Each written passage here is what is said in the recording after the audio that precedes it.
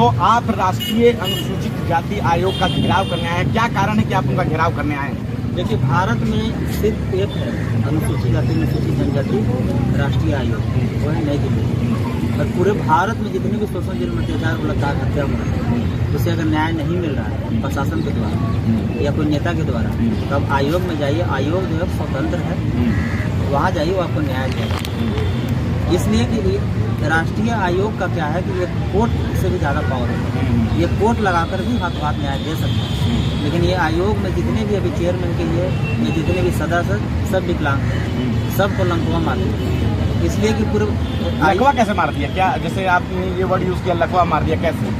मैं बता रहा हूँ भाई साहब, आयोग के पावर है कि अगर पेपर में भी अगर दिया है कि कहीं बलात्कार या हत्या हुआ शेड्यूल कास्ट को, इनको संज्ञान में लेने का प्रावधान है।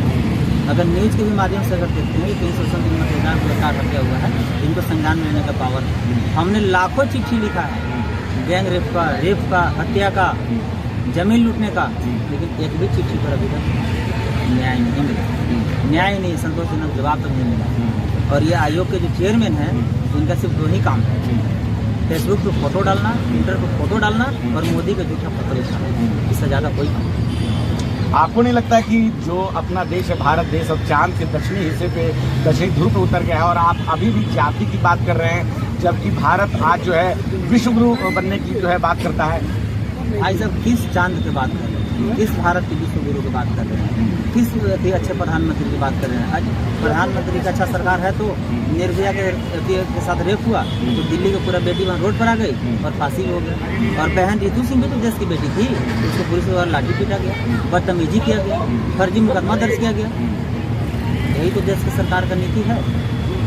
यहाँ सिर्फ जात को देकर बचाना और जात को देकर फंसाना, जात को देकर न्याय देना और जात को देकर जेल भेजना, सिर्फ यही चल रहा है। लेकिन उन्हीं सरकार ने उनको नौकरी पे रखा हुआ था, एडॉक में रखा हुआ था, फिर इंटरव्यू की प्रक्रिया हुई, फिर जो है उनके इंटरव्यू की प्रक्रिया में जो उन्हें लगा होगा, जो इंटरव्यू बोर्ड होगा, उसके हिसाब से उन्होंने काम किया होगा। सरकार को एक चपरासी की नौकरी देने का औकात है, प्रोफेसर को नौकरी दे देगा?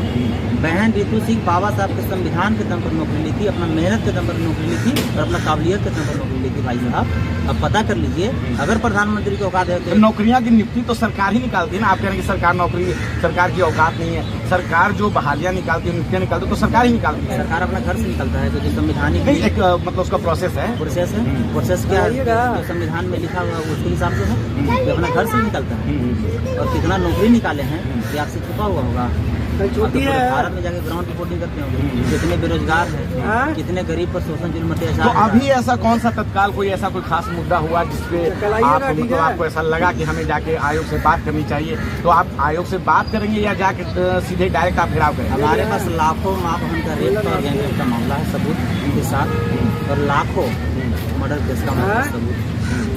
मैं आयोग को चेयरमैन से बात करूंगा, अगर 1 घंटा के अंदर अगर न्याय दे दिया तो ठीक है, नहीं दूसरा घंटा में ताला मार दूंगा। 1 घंटे के अंदर न्याय कैसे मिलता है? कोई भी न्याय का एक प्रोसेस होता है, कोर्ट है, पुलिस है, थाना है, वो सारी चीजें होती हैं, उसमें पक्ष और विपक्ष जो दोनों लोग होते हैं, सभी लोगों को सुना जाता है। और आप 1 घंटे में न्याय की बात कर रहे हैं, क्या लगता है आप एक बस नेता बनने की प्रक्रिया में जो है बस एक सनसनी मचाना चाहते हैं? ऐसा नहीं लगता है आपको? ये महोदय, नेता बनना गलत है? नहीं, नेता बनना गलत नहीं है, लेकिन 1 घंटे में न्याय। क्या आपको लगता है कि दलित के बच्चा अगर न्याय का अधिकार का हक का बात करे तो उसे अब नेता नाम दे दीजिएगा? क्या ये बात आप मोदी से पूछिएगा कि हम नेता बन रहे हैं? नहीं, हमारे आपके या किसी के नेता बनने पे नहीं है। हमारा कहना है कि जिस तरह से आप कह रहे हैं कि 1 घंटे में न्याय चाहिए, 1 घंटे में न्याय कैसे होता है? तो लीजिए, 3 साल से हम आपको चिट्ठी लिखे हैं, ईमेल के द्वारा, स्पीड पोस्ट के द्वारा, व्हाट्सएप के द्वारा, ट्विटर के द्वारा।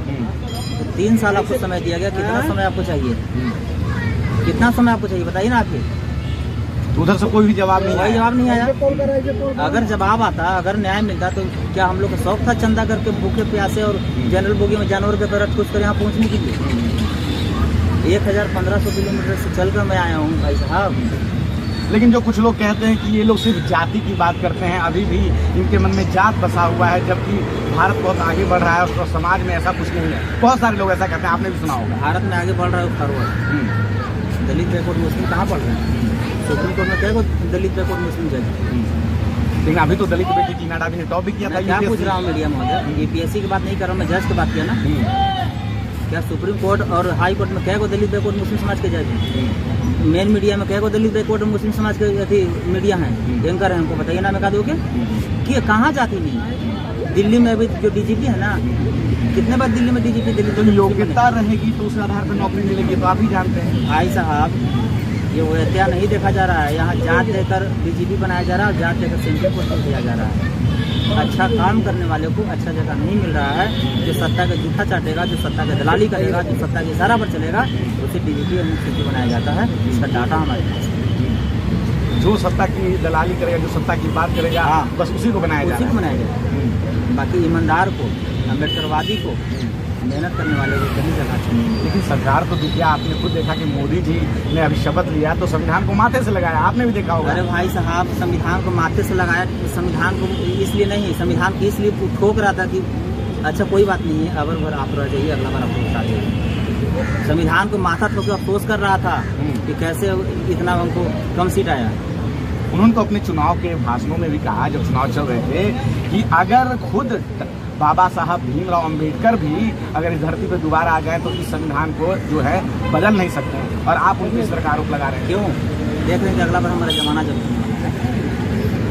भाजपा की क्या नियम है कि जैसे ही चुनाव खत्म होता है दूसरे दिन से प्रधानमंत्री का तैयारी करना, तो अगला प्रधानमंत्री की तैयारी कर रहे हैं और हम लोग को मूर्ख बनाने की तैयारी कर रहे हैं, न कि संविधान को आगे बढ़ाने।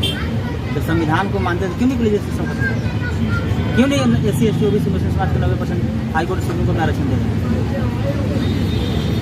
अभी जो मंत्रिमंडल का गठन हुआ है तो उसमें जो है 27 OBC के हैं, 10 जो है अनुसूचित जाति के हैं और 5 जो हैं वो आपको अनुसूचित जनजाति के हैं।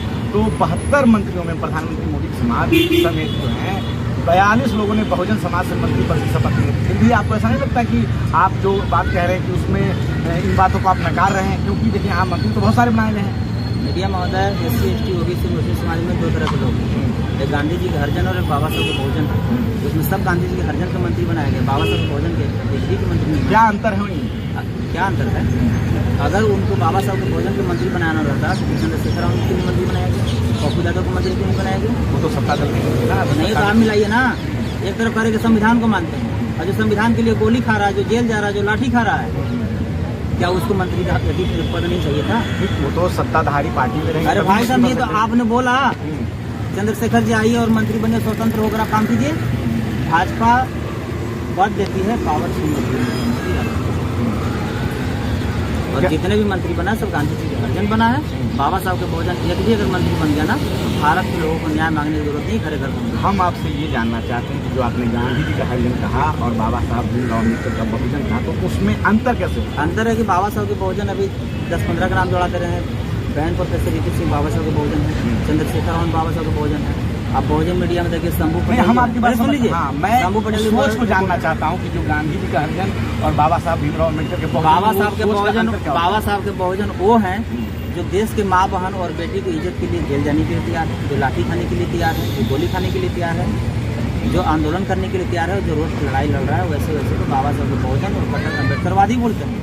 गांधी जी के हरिजन, गांधी जी के हरिजन जो सत्ता का जूठा चाटता है, जो सत्ता का दलाली करता है, जो अपने समाज से गद्दारी करता है और जो अपने समाज को वोट लेकर वहाँ बेच देता है और वहाँ जाकर गुलाम बन जाता है, उसको गांधी जी के हरिजन बोलते हैं। जैसे में गांधी जी, आप देख लीजिए जीतन मांझी को, चिराग पासवान को देख लीजिए, जो चिराग पासवान के बाप को नाली में फोटो बिक दिया गया, बाबा साहब को फोटो बिक दिया गया, उसका वो लड़ाई नहीं लड़े तो देश और समाज की क्या लड़ाई लड़ेंगे मीडिया में? तो उससे गांधी जी का हरिजन नहीं किया तो क्या करें? बाबा साहब भोजन कहें? अगर बाबा साहब के बहुजन होते तो पार्टी और सत्ता और कुर्सी नहीं देखते, पहले बाबा साहब के लिए वो लड़ाई लड़ते और न्याय छीनते।